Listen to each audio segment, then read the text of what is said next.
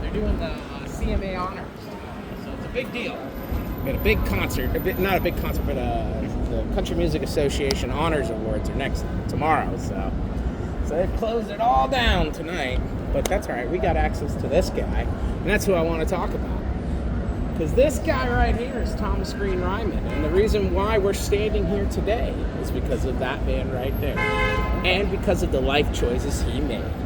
He was a sinner, and that's what we're here to talk about today. We're going to be talking about some of the biggest sins that happened in country music history, and with that sin came murder.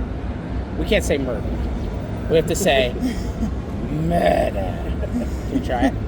Murder. That's right. Or sometimes we go, murder. Yes. So that's what we'll be talking about today is murder.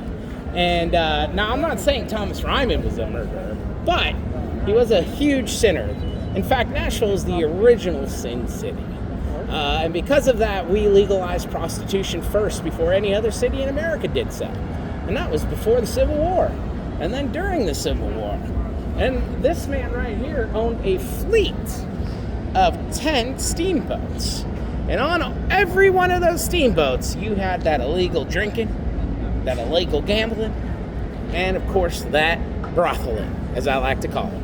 And then, of course, all you had to do was step off the shore, right on to the city of Nashville, and you could do all that again. Drinking, gambling, brothel. And so this man was just a big old sinner. And then he retired in 1885, and he's one of the richest men in Nashville. He builds himself a big old mansion, but what has he got to say for it? It's just him. He's got no family. Just him in a big old mansion. And around that time, we get evangelists coming to town, tent revivalists that say, to all you sinners going to these drinking holes, these gambling holes, these brothels, y'all gonna burn in hell. Well, Ryman heard that. He said, you're right. I'm going to burn in hell. So what did he do? He built a church. And that church is right there. And that is the church that became the Ryman Auditorium. The mother church of country music, as it would be known. All built because of this man wanting to repay his debts to Jesus Christ. Yeah, pretty cool, huh? We're going to walk around the alley here to the back, and we're going to see the front of it.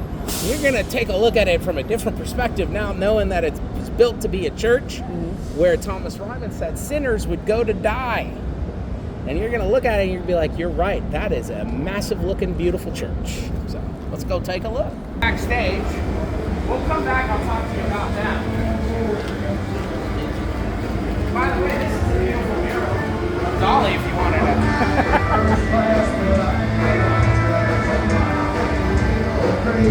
Is the Union Gospel Tabernacle, built in 1891. Obviously, the inside is still original. The pews are still original. They've been all refurbished, resanded, beautifully crafted. And of course, this place was built for acoustic region. It fits about 9,000 people. And you can hear the sound from the front to the back. There are no better acoustics in all of music than right here at the Union Gospel Tabernacle. And like I said, Thomas Ryman made this a place for sinners to die, right?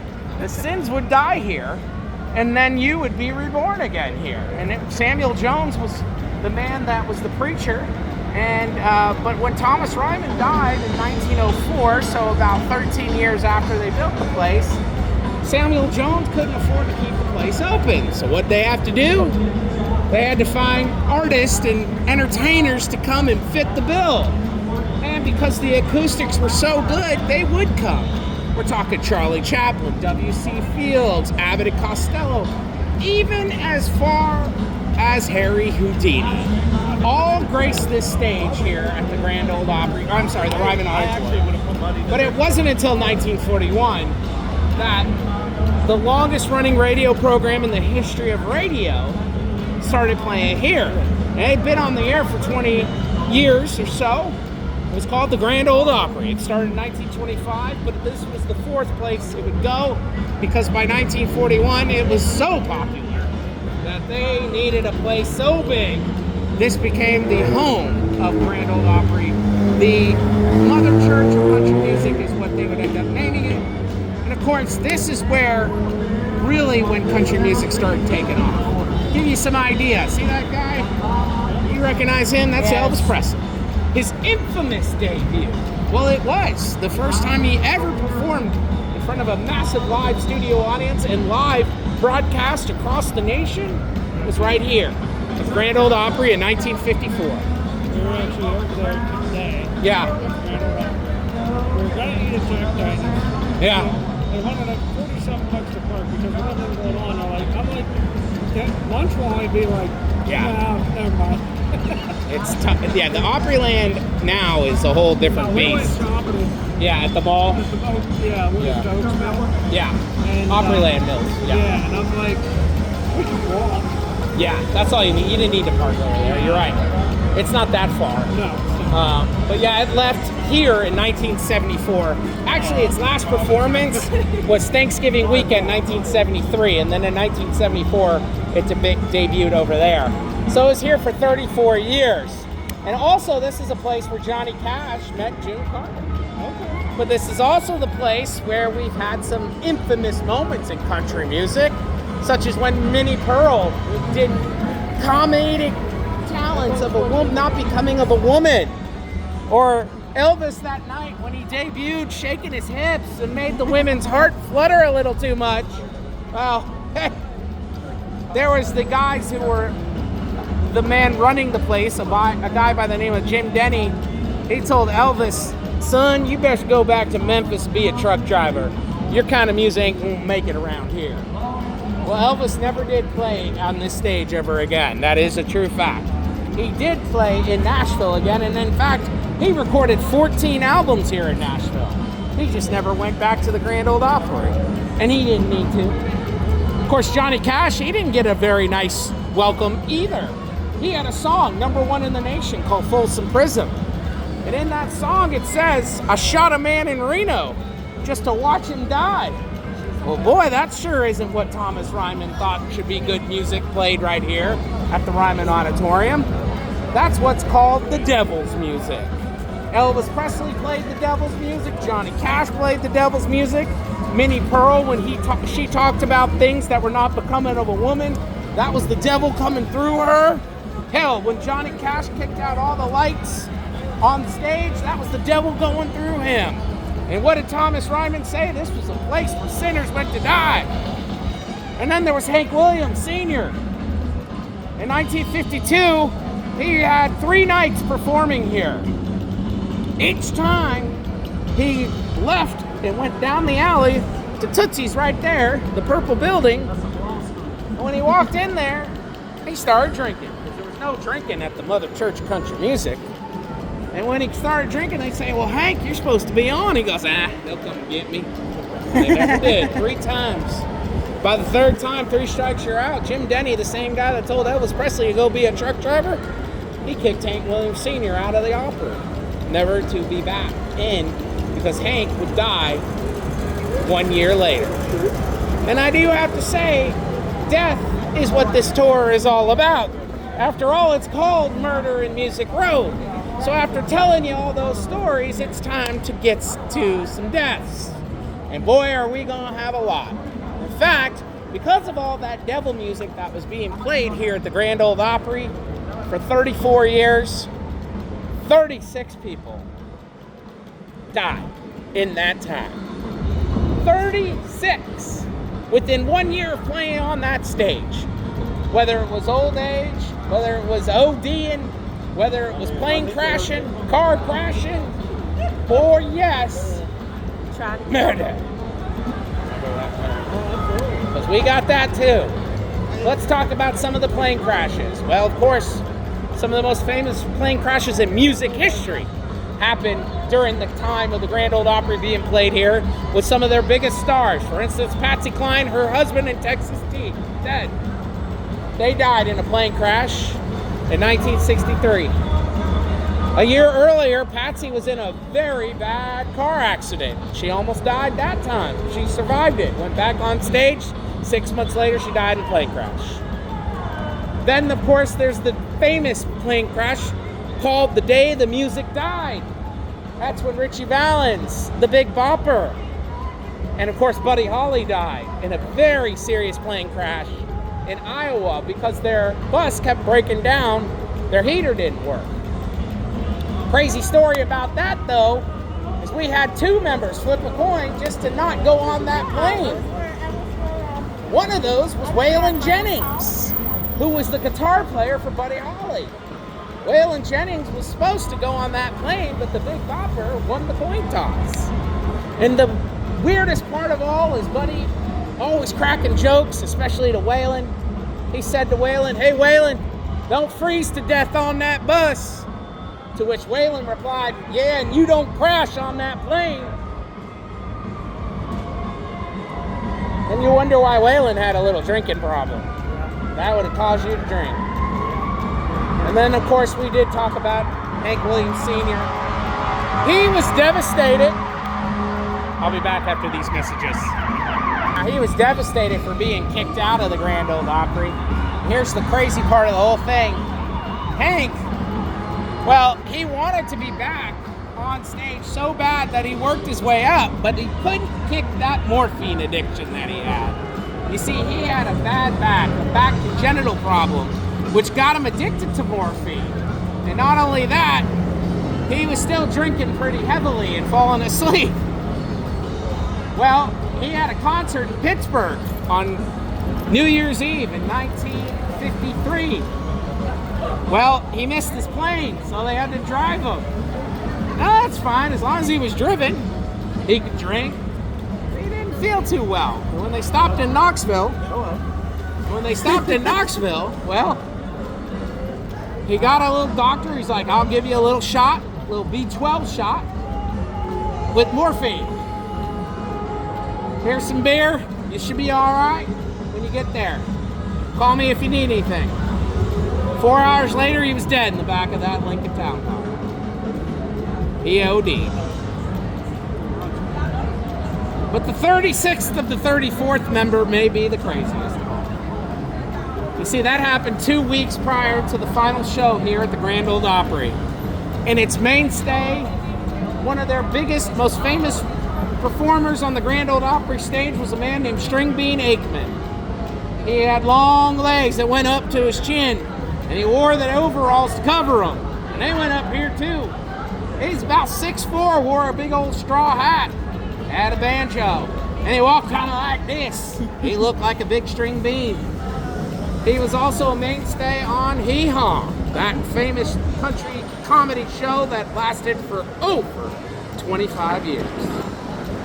But on the second to last show here at the Grand Ole Opry at the Ryman Auditorium, String Bean leaves, drives back in his Lincoln Town car with his wife to Goodlettsville, which is about 15 minutes outside of town, just north of here. And when he shows up at Goodlettsville, 2 men, 18 and 20-year-old Brown cousins. Not Brown cousins, the Brown cousins. Their last name was the Browns. 2 of those cousins, they were waiting for him. They heard they don't believe in banks and he had money buried underneath their porch. They were in the midst of looking for it. When they couldn't find it, they showed up. So he pointed a gun. "Give me your money, old man. I know it's here somewhere." The String Bean got in front of his wife, grabbed the gun. They shot right through his hand. It went right into his chest. He bled out right there. They then shot his wife 2 times. They didn't find the money in the jar, broke the jar and took it and ran. 2 days later, they were caught, and they died in prison. How much was it? Anyone know? Not a lot. Let's just put it honest. It wasn't that much. Yeah. You know, I'm sure there was more jars too. So, yeah. But those are just some of the few things that happened. I can't name all 36 of them because I gotta be honest, it's so many I don't know. But murder, that was the first real true murder in the country music community, to the point where they're like, uh-oh, we better watch our backs now while we look. So, and that's what they did. But that wouldn't be the last murder, and that's why we're here, to talk about murder. All right, this way. Corner mural. This here's got a lot of rule breakers. I mean, there's Johnny right there in the middle. The man in the brown jacket's Merle Haggard. Now, Merle, he was a huge lawbreaker. In fact, he's lucky he didn't go to prison rather than become a guy on this wall. From the age of 12, he was in and out of prison in California. And then at 18, he went away for 10 years to San Quentin for armed robbery. But there was a man who came to that prison while he was there to play some music. His name was Johnny Cash. And when Merle saw Johnny play, it changed his whole life. Completely. There's some other lawbreakers on there, like Willie. Willie broke a law because he smoked a joint on top of the White House with Jimmy Carter's son. Hey, it happened. That's right, but that was in the 70s. On the White House. It's pretty good. That's badass. Yeah. But then there's Alan Jackson. Now, what the hell did he do? Well, he bought property on a national forest, and he wanted to see his lakefront property that he bought. So he tore down a whole acre woods on a national forest. They had to pay for it. It was a $500,000 fine. But he took it a step further. He goes back to that town every year and plays a concert to benefit the Forestry Commission. So he's at least making up for it. Now, one of the biggest lawbreakers in country music, not from a legal standpoint, from just a I'm gonna do things my own way standpoint, is that beautiful buxom blonde right there. And of course, that's Dolly Parton. Now, Dolly started out as a sidekick to Porter Wagoner back in 1967. And they were on the show together, the Porter Wagoner Show. Porter Wagoner, being a chauvinistic pig, didn't want to give her any credit for being, well, Dolly Parton. So he, more or less, just kind of, you know, took control of her career. Well, eventually, you know, at 25 years old, Dolly catches on. She's like, I'm Dolly Parton. Nobody's here to see you, Porter. They're here to see me.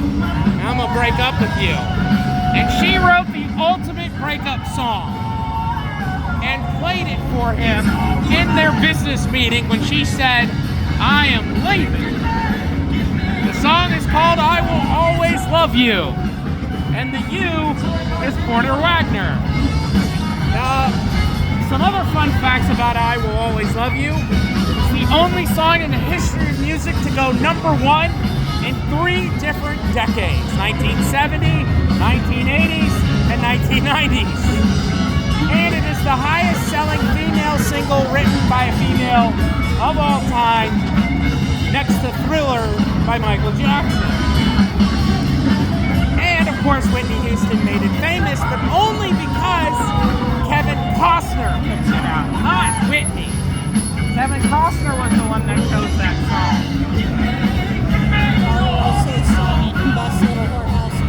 Sure did. Well, in the movie, The Bodyguard, she sang it as well. But Linda Ronstadt also sang it in the 80s, which a lot of people don't know about. So, that's an interesting little fact, too. We were born in the 80s. So. Yeah, there, well, I didn't even know about it, and I was born in the 70s, so there. I knew Dolly, I knew Whitney, I didn't know Linda. I'm sure they've added more recently. I mean, a lot of people could sing it, but only 3 have made it famous. No, I bet.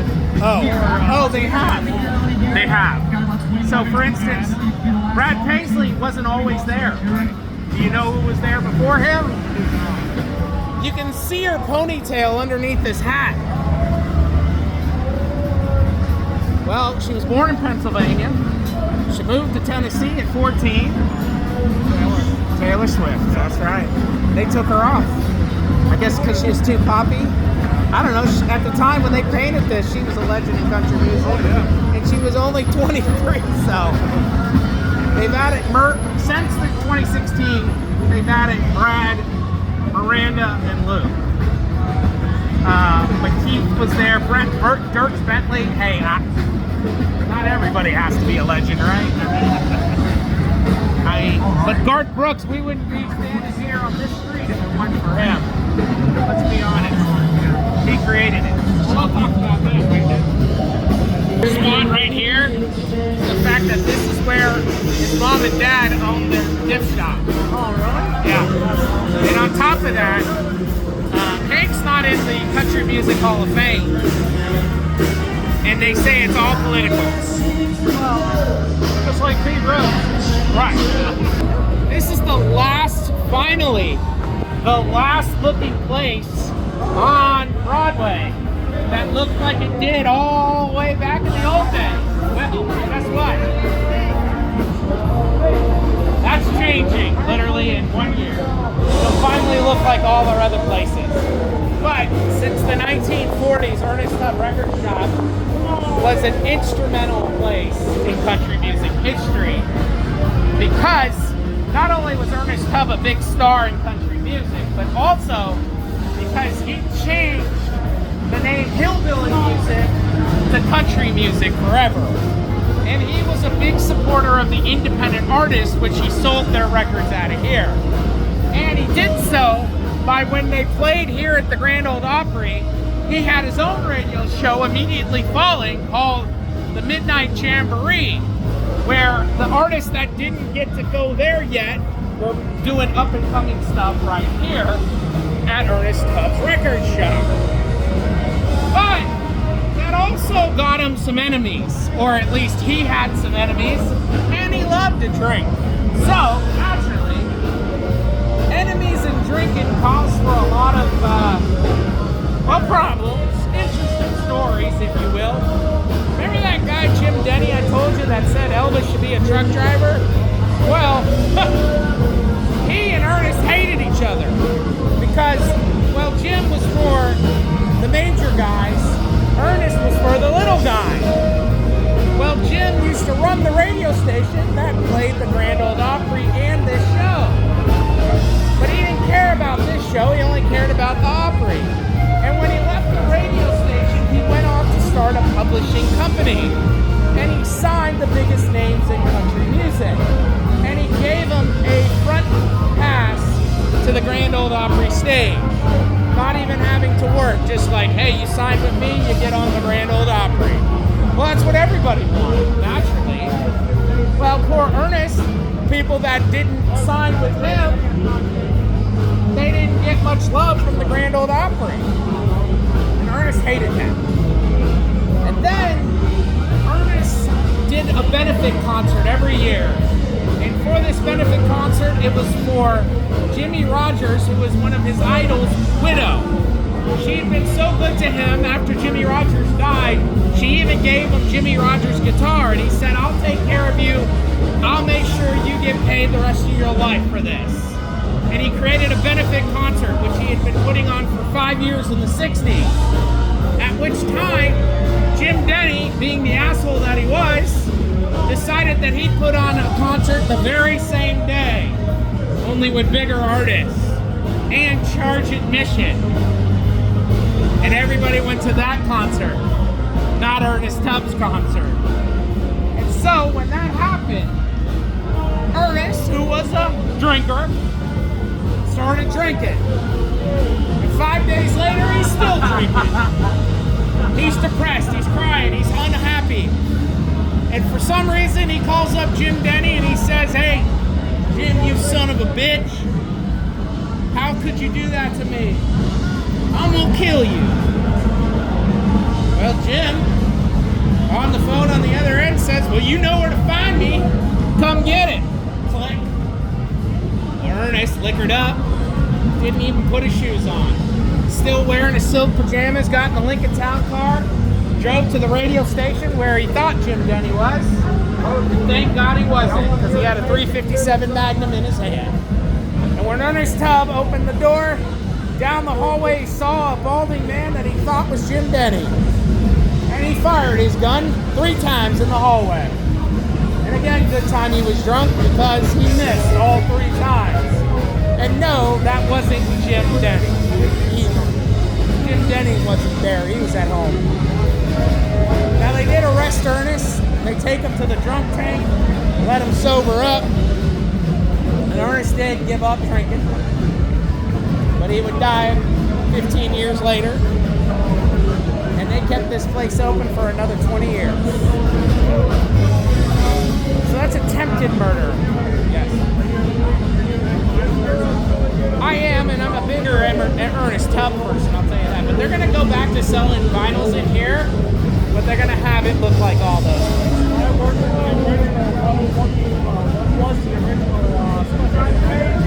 No kidding.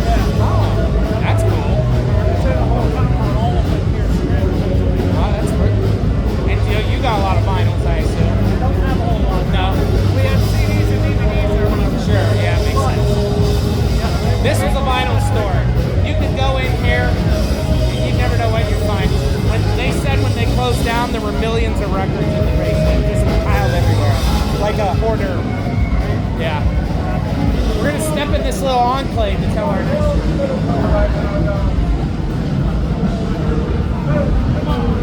They just built a police station here, rightfully so, because it's a lot of people to police. But this place here too is brand new. It's Garth Brooks' place. Now Garth, he got off the bus in 1986. He went right across the street to audition to be on a stage here in Nashville. And by 1987, he had made a name for himself as somebody that just came off the bus and was pretty damn good at what he did. And then by 1988, he was signed to Capitol Records. In 1989, well, he's Garth Brooks to the world. But for every Garth Brooks, there's probably tens of thousands that aren't Garth Brooks. But they sure as hell tried, especially during the 1989 season in the 1990s. And those people came here in droves after Garth Brooks got famous, hearing his story about him just coming off a bus with a guitar in his hand and becoming the biggest artist known to man. In fact, there's Garth Brooks, there's Elvis, and there's the Beatles. And then there's Michael Jackson. Those four alone have sold more albums than anyone else that will ever sell albums. And Garth is the only country artist on that. I mean, Elvis is kind of a rockabilly pop guy. And without Garth, you wouldn't even have this. Garth pretty much created the Little Strip, which was from 5th to 4th. And there were some bars over there, but it wasn't what it looks like today. And I blame Garth Brooks. And I like that. Here's the thing though, all those people that came off the bus that didn't make it, some of them were preyed upon by what I call producer predators. They'd go hang out at the end of Music Row, right down the block here, at a Denny's that was open in 24 hours. And that's where they'd meet each other. They'd be singing, songwriting. They'd be like, hey, you in a band? Hey, you want to get in a band? And then producers would be in there and be like, I'm going to cut you an album. I'm going to get you a photo. I'm going to change your wardrobe. Hell, I'm going to get you a record deal. Just pay me thousands of dollars and I'll do it. Well, those were just con artists. They were just scamming, so no thank you. And they were just scamming right away. And naturally, well, eventually that sort of system would get some people hurt. Like Kevin Hughes. Kevin Hughes was a graduate of Indiana University, and he came down here about 24 years ago to become a singer-songwriter. And he gets a job right here on Broadway at a magazine called Chatterbox. Now, like Billboard, Chatterbox is showing you the stands of what you are rated. Like Billboard charts, this was a chart for only country music. And the Chatterbox charts were very indie, not very big, and they were also very fake. They weren't real. It was all called payola, pay for play, and that's exactly what was going on in this scheme. And the job of Kevin was to discover what was being played on the radio station so that he could chart it. And after 6 months of doing this, he realized that his charts weren't matching. And he was very much in love with his charts. So because his charts weren't matching, well, he realized that something was going on, and it's called payola. And the head of Chatterbox was doing it, and not only was he doing it, he was preying on these people getting right off the bus, telling them he'd make them famous. And Kevin made one mistake. He told his best friend, Steven Stadler, another singer-songwriter who was in on it. And they went to Denny's that night where he told them, and he says, I'm going to go to the cops and tell them what's going on, and maybe I should go to the press. And Steven goes, I got to go use the head. And then as they're going back out to the car, right here on Broadway, a man in a ski mask comes up to the two of them, shoots Steven right in the arm. Just grazes him. Kevin takes off running down the street where he's shot in the back. When the man in the ski mask catches up to Kevin, he shoots him twice in the head. Kevin does not live. It takes 10 years to discover what the entire scheme was. It was that elaborate. The man in charge of the whole scheme, who we believe Steve called that night, he had already been dead for 3 because he died of a heart attack. The man that pulled the trigger that night, they caught up with him in Vegas as a pit boss at this time. And Steven Stadler, well, they never found any evidence that he had anything to do with it. He's just the guy that got shot that night. I think we know different. But that wouldn't be the only murder that happened to people who tried to make it, but didn't. But we'll go this way. Now this place has been here a long, long time, going all the way back to the Guards' time. And the one thing they don't have in Broadway that they used to have, which was singer-songwriter nights. They don't do that on Broadway anymore. These are only covers. You can't play originals. You don't have open mic nights. These are just places that are just trying to make as much money as possible and keep them in the bar as much as possible. Well, because of that, places like the Bootleg's Inn actually struggle, as you can see. But they did have an awesome singer-songwriter night. So famous that people got off the bus or even just parked their car right here on Broadway, and they'd come here every Monday night. Just like Robert and Kelly Perkins. They were just newly married in Texas, and Robert had the mullet and the guitar and the tight jeans to come down here and be a country star. They drove right in from Texas, didn't even go into a motel. They went right here to the Bootleggers. When they were in the Bootleggers, they sang. But there was a gentleman by the name of Tom Steeples who had a habit of preying on pretty girls, especially singer-songwriter types. He was actually accused of raping one of them, accused of murdering another. But he didn't get in trouble for those. There was not enough evidence. He even was actually jailed and bailed out on a murder charge of murdering a bar owner at a bar about 10 miles east of here, over by his house. In fact, that guy he owed money to shot him in the back of the head, then put the whole place on fire trying to destroy the evidence. Of course, he didn't do a very good job, so they caught him. But he bailed out because the evidence didn't suggest he should stay in prison. And while he was out on bail, this is where he went. Monday nights, singer-songwriter night, where he met Robert and Kelly. And he went up to Kelly. Is that your man? Boy, he's good. He's got a good look. I'm a producer. I'd love to cut a demo of him. Tell you what, I got me a motel down the street. Why don't we go play some songs, maybe put something down on tape? Well, they get down there. Robert's dead instantly, beaten and put in the bathtub, where Kelly is then raped and murdered all night long. Now, his name obviously wasn't Tom Steeple that he put on the motel, but they had that alias in their database. And this time they knew they had him, because they even had DNA evidence from the crime scene. And so they put him in prison, and they did not put a bail bond on him. But then his wife snuck in some cocaine, and he took enough of it that killed him. And he never went to trial, but he died in prison within 2 weeks of being in jail.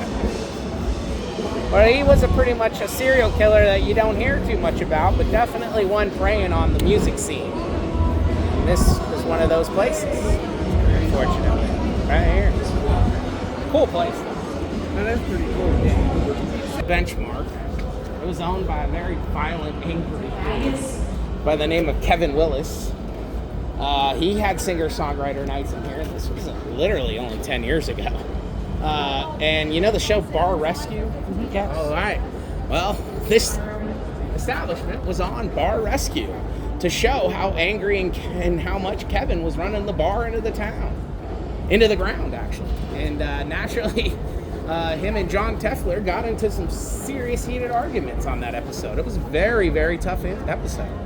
But it took it a step further. See, after a year of production, 2 weeks before airing, he gets into a fight with a country music singer by the name of Corey Morgan.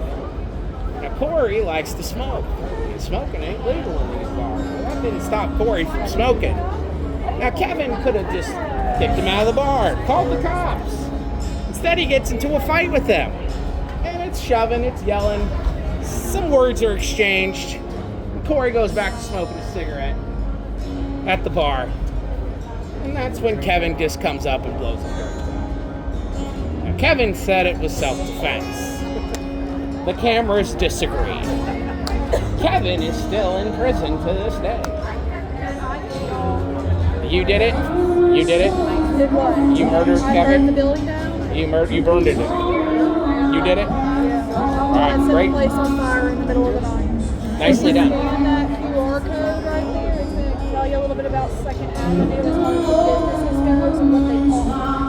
Some of them, like they have like discounts and stuff on it. Doesn't mean that card is a discount. You just know what's going on in the store. They'll tell you about our 2 for $20 on our t-shirts. So BJ Jackson has some tacos down there 3 for $10. Big shots, they're not open today, unfortunately, but they've also got some great jello shots and some double shot deals out there. This is like one of the cheapest street foods downtown. That's where to go. Doc Holiday's over there, and then the Beaver's open up here on the corner. That is the place. You got his attention at Doc Holiday. Oh, it's over there? That's the Doc music. Holiday's is right across the street. Good. It's good. I like Doc Holidays a lot. Y'all have fun. Feel free to give us a love. Thank you. Anyways, they were about to air the show when the murder happened. And rightfully didn't air the show ever, but I did find a promo on YouTube of it. And you could just see them screaming at each other, but they never aired the show. What was the name of the... This is the benchmark. I was trying to remember if I saw anything about it or not. December 25th, 2020 at 6:30 in the morning. At 6 a.m., an RV parked right where we're standing was right here. And he started releasing a message over his intercom that said, "I have a bomb. Evacuate immediately." And so, 30 minutes later, it went off, taking out that block down there, this block, and that over there. Even a Hooters. Well, that's a shame. I know, can't get rid of the Hooters. And this is what it looks like now. Now, everybody did get out safely, and only one person died. That asshole that did it. Why did he do it? Well, it was because of this building right here. This is where 5G is broadcast from, out of AT&T. He was an engineer here and worked here. He was one of those nuts that thought 5G was going to steal our brain waves and make us zombies. Oh. And I'm it could. dealing with how it work right now. Yeah, and that's possible. But you start saying that at your job, you're going to get fired. And he did. Instead of taking that gold watch, he didn't get any pension. No benefits. And 6 months later, he built a bomb. Now, he was able to take out this building, and it was 2 weeks before they were back up. But as you can see, they've gotten a beautiful remodel. Everything seems to be just fine. As for these, they were built in the 1870s. They're historic residents, and they need proper bricks. They need a lot to take care of them. So, but I mean, to create a crater